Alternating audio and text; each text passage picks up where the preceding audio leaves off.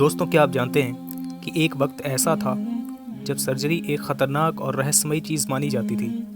लोग ऑपरेशन के नाम से ही कांपते थे, क्योंकि ना दवा थी ना एनेस्थीसिया, और सर्जन बस किस्मत पर छोड़ देते थे। लेकिन इसी दौर में एक ऐसा नाम उभरा जिसने मेडिकल साइंस को नई दिशा दी। एक ऐसा इंसान जिसने सर्जरी को आर्ट बना दिया, जिसने इलाज को अंधविश्वास से निकालकर विज्ञान की बुनियाद पर खड़ा कर दिया।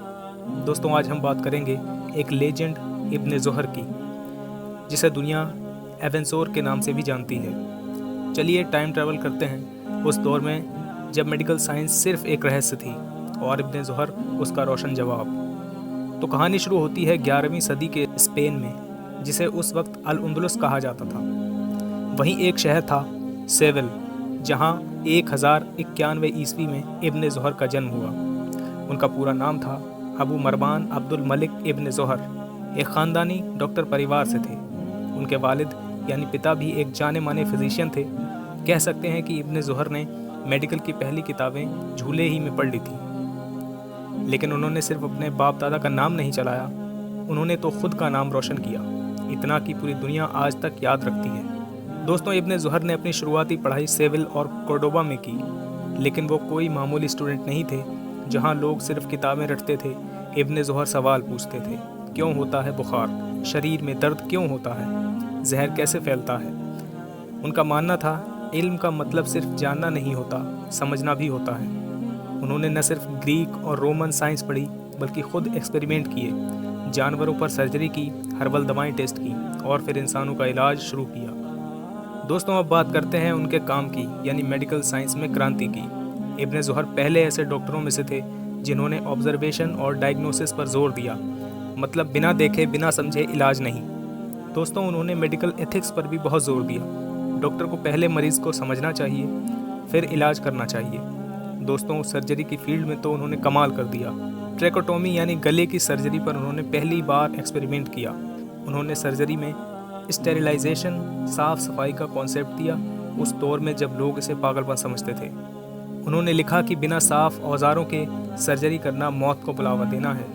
उनकी मशहूर किताब थी किताबत तैसीर फ़ी अल मुदावत वल तदबीर, यानी इलाज और इलाज की योजना पर किताब। ये किताब सिर्फ अरब नहीं, यूरोप में भी मेडिकल स्टूडेंट्स के लिए मील का पत्थर साबित हुई।